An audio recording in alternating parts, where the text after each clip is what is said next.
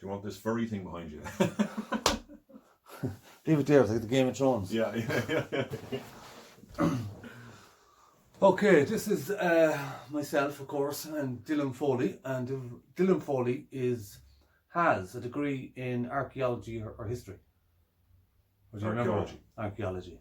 Okay, this is kind of a chit-chat conversation. It's about a submission that we had put in for the political inclusion of travellers. Now, we're going to have a bit of a history about the whole idea about creating an assembly, but also for deliberate purposes, and I'll remove traveller from the conversation and just keep it Irish people, because we're as Irish as much and as little as everybody else. So I think it's important we connect with at least that aspect throughout this. So yeah, let Dylan introduce himself while I take up something to say afterwards. Right, yeah. Hello, Dylan Foley, archaeologist, historian, I suppose.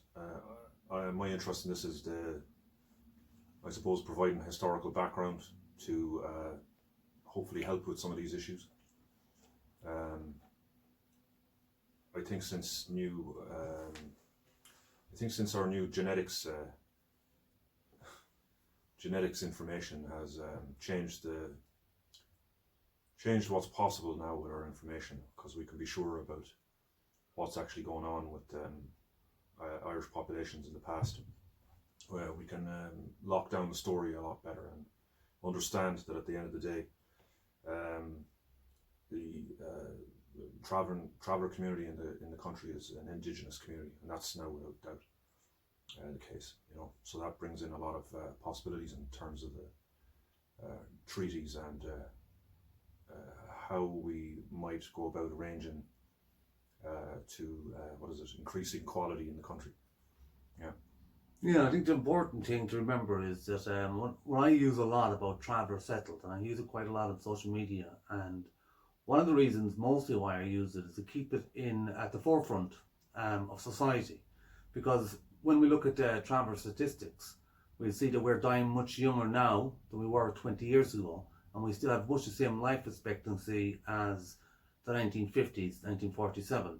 So, of course, whatever's happened in between that time, whether it be the clash of mentalities, cultures, ethnicities, religions, whatever it might be, the NGOs, the charities, the state agencies, and the state and the governments are not guilty of anything, but haven't been going about it maybe the right way.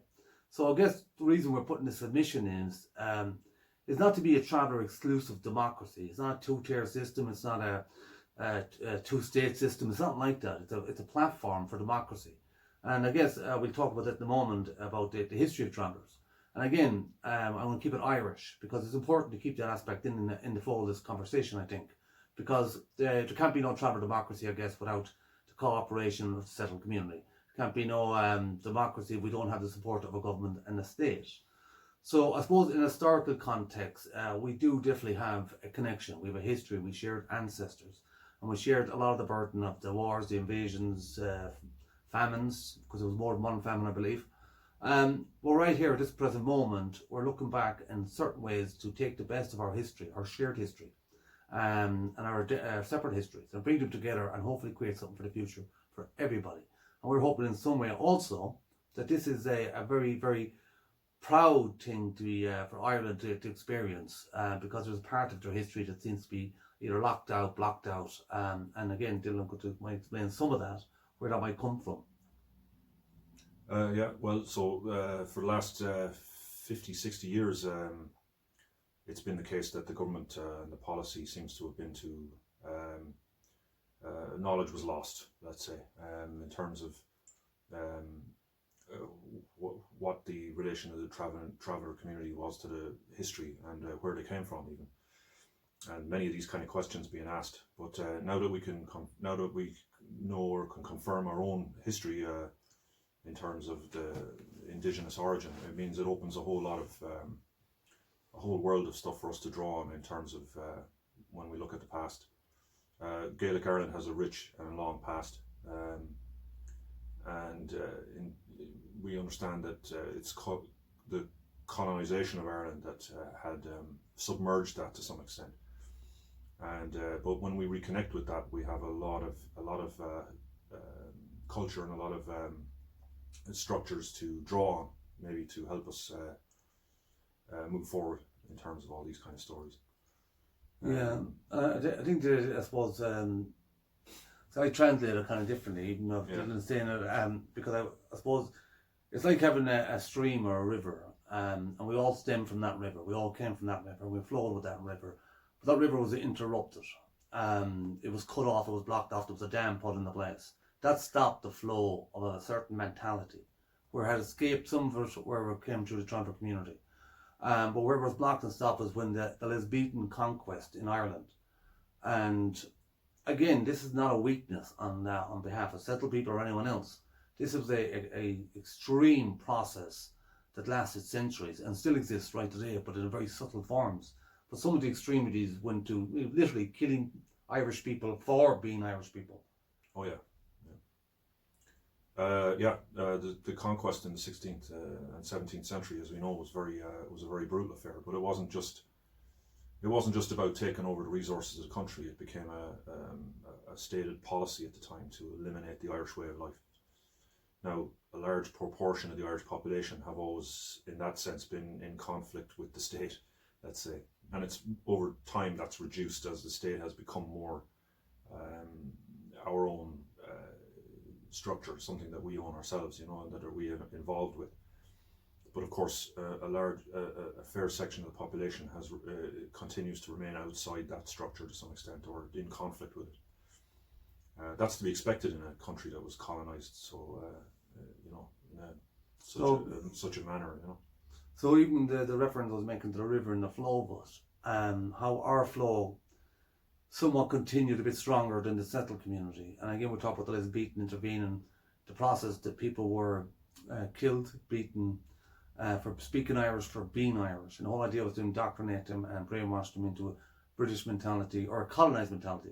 Because again, it's very conflictual with the whole British situation. It's a complex history in itself, hasn't it? You got Roman intervention, so on and so forth. So they were colonised people themselves, I guess, in one way. But anyway, when it came to Ireland, they did want hell for leather. They done a lot of experiments here, I think. And that made them stronger, smarter to go around and colonise the rest of the world. Because you'll find the very similarities with travellers in Ireland, as you will with any other system. And all the other systems will produce one thing more than that has in common, and it's all indigenous people. It's a people ideology, mentality that is in clash with a colonisation one. And again, this is not to take anything away from people. Because I suppose if I was explaining another way, little forms of colonisation, if you want to put it that way. If you take, say, particular uniformed people of particular agencies, would it be the guards, the doctors, the nurses, would it be the army, they're critiqued in a very particular manner. You would recognise them, and it becomes almost like a second nature to them. Now, some people will call that training, indoctrination, all that kind of stuff, but it is a form of colonisation if you think about it in terms that somebody's telling you what to do, they're showing you what to do. They want you to repeat that, it becomes your second nature. And even people long after they leave them jobs, carry them traits with them. So in colonisations, in the subtle forms in the last 100 years at least anyway, the more subtle forms is a belief that we are the rejects of Irish society. And this gives a certain comfortability, not to question the conscience of the mentality of even where them thoughts might come from. So I know I'm a bit of waffling on there a little bit, but I try to give as much as possible to more sorts of travellers and why we're going about having an assembly, why we need an assembly. Because it's not about maintaining culture. It's not about reviving the past and bringing it forward or anything like that. It's about continuing mentality. It's outside, just about outside of the colonisation zone, if we want to call it that. Yeah.